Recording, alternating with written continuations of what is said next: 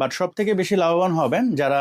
আসসালামু আলাইকুম, আশা করি আপনারা সবাই ভালো আছেন। আপনাদের জন্য অনেক বড় একটা গুড নিউজ নিয়ে আসছি, বিশেষ করে যারা বর্তমানে ইভি অথবা পিএইচইভি গাড়ি কিনতে চাচ্ছেন, মানে ফুল ইলেকট্রিক এবং হচ্ছে প্লাগিং হাইব্রিড।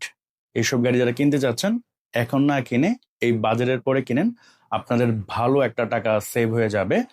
সরকার কিন্তু যে ইভি গাড়িগুলো আছে, যেগুলার দাম হচ্ছে 25,000 ইউএসডি ডলার পর্যন্ত, মানে 30 লাখ টাকা পর্যন্ত, এই গাড়িগুলার আগে কর ছিল হচ্ছে 93%, সেটা হচ্ছে 64% করতে যাচ্ছে। তো সেই ক্ষেত্রে ধরেন একটা গাড়ির দাম যদি হয় 30 লাখ টাকা, তো সেই গাড়িগুলা আপনারা এই জাস্ট বাজেটের পরে 21 লাখ সামথিং টাকায় পেয়ে যাবেন। মানে আপনাদের মিনিমাম 8 লক্ষ 70 80 বা 9 লক্ষ টাকা কিন্তু সেভ হবে। মানে এখন কিনলে আপনি 9 লক্ষ টাকা ধরা খাবেন, আর বাজারের পরে কিনলে আপনাদের 9 লক্ষ টাকা সেভ হবে।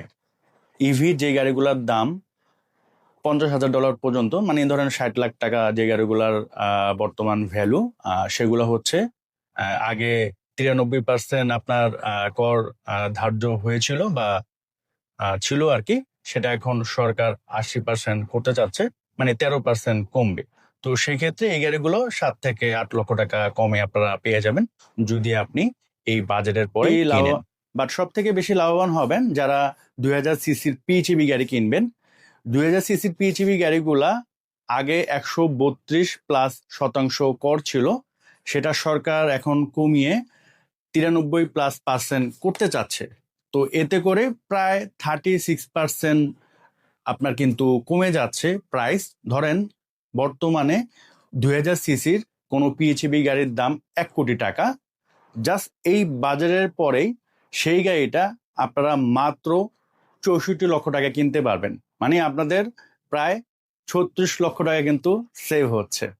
আর যে পিএইচইভি গুলা 1800 সিসি পর্যন্ত, সেগুলার আগে কর ছিল আপনার 93.16%, সেটা এখন কমিয়ে সরকার 73.44% করতে চাচ্ছে। প্রায় 19% কিন্তু কমে যাচ্ছে। তো একটা গাড়ির ভ্যালু যদি বর্তমানে 60 লক্ষ টাকা হয়, মানে 60 লক্ষ টাকা যদি দিয়ে কিনতে হয়, সেই গাড়িটাই আপনি জাস্ট এই বাজেটের পরে 49 লক্ষ দিয়ে কিনতে পারবেন। মানে প্রায় 11 লক্ষ টাকা কিন্তু আপনাদের সেভ হচ্ছে।